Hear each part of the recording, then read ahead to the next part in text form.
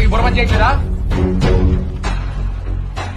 Excuse me, 2 days back నా account లో 1 lakh deposit అయింది. నిన్న అదే అమౌంట్ నా ఫ్రెండ్ చెక్ రాసిస్తే చెక్ బౌన్స్ అయింది. తీరా చూస్తే 10,000 కట్టయింది. కళ్ళ ముందు ఇలా గొడవ జరుగుతుంటే కడుపు నిండిపోద్ది.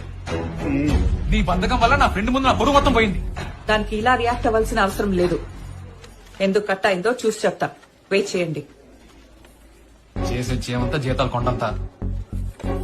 డబ్బులు కనుక రాకపోవాలి.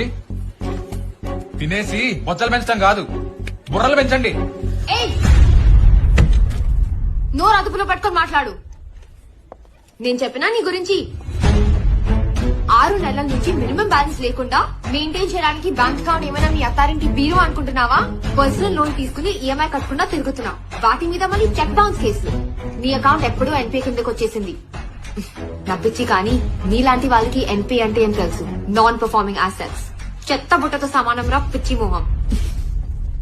మరి ఆదగా ఇక్కడి నుంచి వెళ్లి మిగిలిన డబ్బులు డిపాజిట్ చేసుకుని కొత్త చెక్ ఇచ్చిపో.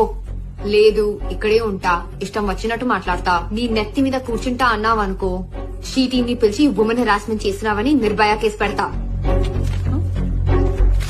తొబ్బే ఇక్కడి నుంచి.